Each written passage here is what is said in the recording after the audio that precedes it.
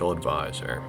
The great threat to freedom is the concentration of power. Milton Friedman. The legacy system is being updated to a blockchain-based system. Please keep your friends and family aware. Like, subscribe, share these videos. I do not believe that China's ascent to #1 status in the world would be in any way a benign event for the United States of America. I think it would be traumatic. I don't think we're going to have the Red Army patrolling the streets of Chicago. And I don't believe that we're going to have a shooting war if the Chinese can help it. The Chinese have always tried to win without war, what they can. But the consequences for the United States would be terrible. And there's, I think, a very simple reason for it. It has to do with the nature of the Fourth Industrial Revolution. Understand the timing. We are in an economic war, a trade war, a currency war. We are at the end of the fiat system. We are at the beginning of a digital revolution. The Fourth Industrial Revolution was a book written by Klaus Schwab, the head of the World Economic Forum. Ripple is partnered with the World Economic Forum, and Klaus Schwab is considered by many as an evil communist.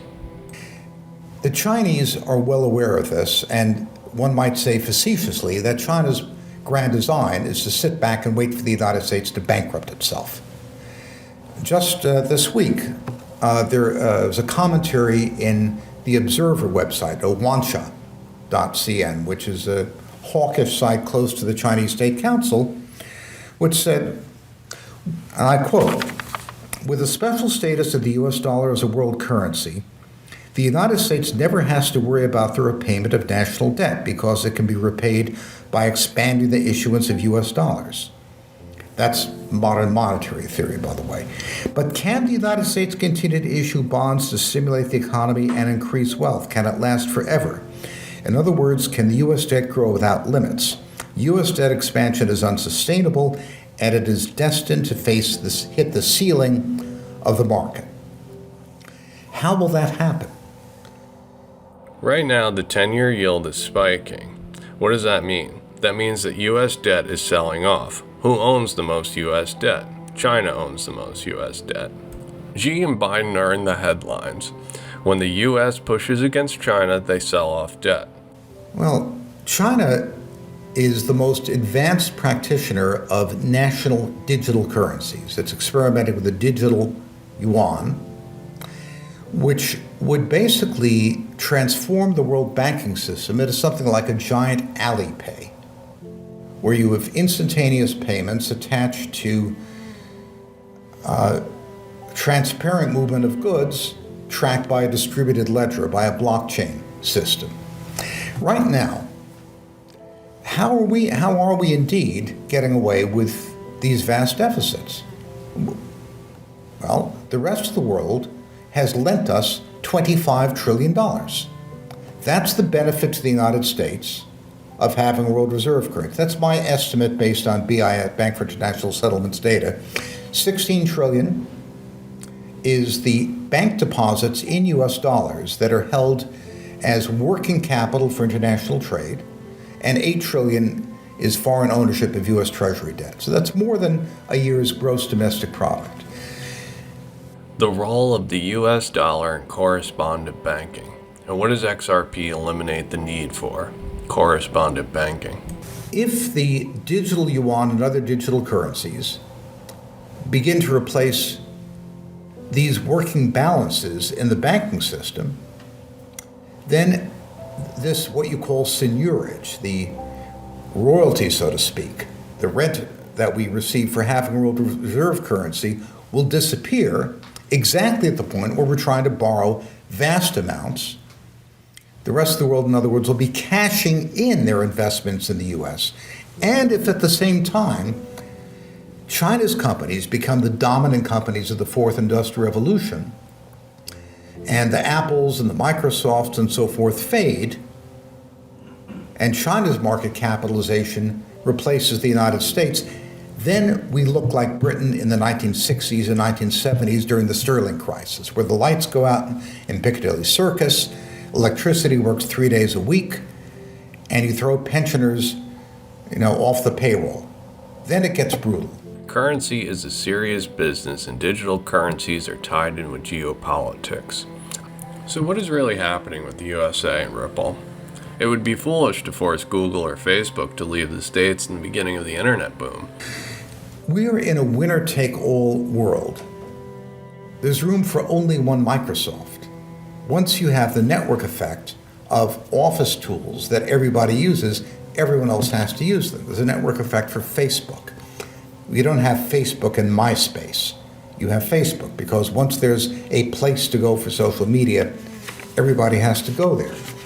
And the fact that the United States has a tech sector with a market capitalization of trillions of dollars, Apple and Microsoft alone are more than $2 trillion in market capitalization, has enabled us to get away with a lot of fiscal sins, which we otherwise might not have.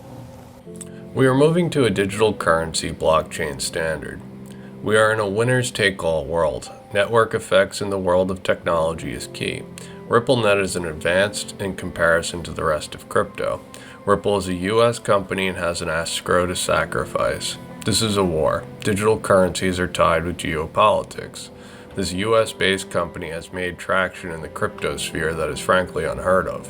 What will happen to the escrow? What will happen to Ripple? I suspect the US wants to take advantage of the footing Ripple has, rather than stifle innovation. The consequences of losing this war are severe. If you're in Wisconsin and you want to buy widgets from Wuhan, you get your bank to issue a banker's acceptance, which will be payable to the exporter usually in 90 days, and you have to put up the money for it up front. So you have a bank balance. And the $30 trillion of international bank deposits, as reported by the Bank for International Settlements, largely reflect the collateral, the working capital that importers and exporters use in international trade. Now, with blockchain technology, which includes digital currencies, you can associate a payment with a transparent system which tracks through a distributed ledger every boatload of iron ore that comes out of Brazil to every warehouse in Harbin, to every steel mill in Manchuria, to every rebar to a warehouse in Shanghai, so that the information content is so rich you need much less collateral for trade. You don't have to put up $30 trillion in deposits. So replacing the dollar as a reserve currency is not simply a matter of the Chinese doing what we used to do. It's a matter of applying fintech and blockchain technology, which would vastly increase the productivity of money or reduce the need for working balances and reduce the need for reserve currencies to begin with. And that's the real risk. That fintech replaces a great deal of the existing banking system. With blockchain, with digital currencies, the tied-up capital that happens with trade is no longer an issue. Look at the enterprise blockchain companies. What are they building? R3, Hyperledger, they're building platforms specifically for trade. When trade updates, so will the dominance of the reserve currency. So in that respect, the danger is we lose tens of trillions of dollars of seigniorage. This is a 5 to 10 year prospect, but the Chinese are patient. They don't expect us to disappear in 2 years, but the real crunch that will come from our orgy of debt issuance, in my view, is a 3, 4, 5 year kind of situation. It's not a 2022 or 2023 problem. And the danger is we get overconfident. I mean, you may feel the best when you've just blown out your credit cards at a drinking binge at the world's best restaurant. But the hangover is going to be miserable. June 2019, the European Central Bank and the Bank of Japan highlighted Interledger Protocol. They tested Interledger Protocol. Today we see Japan inching its way closer. We see the ECB inching its way closer. Ripple recently announced that they're piloting a private ledger program for central bank digital currencies. Central banks using a forked version of the XRP ledger, a private version of the XRP ledger. Central banks using a private version of the XRP ledger is confidence in the XRP tech. Currency is confidence. Built into these private ledgers is the option to use XRP, the neutral bridge asset that bridges walled gardens. Inflation is the one form of taxation that can be imposed without legislation. Milton Friedman. Thank you for liking, watching, and subscribing. If you enjoy my work and wish to support my channel, please consider joining my Patreon. Remember to hit the bell.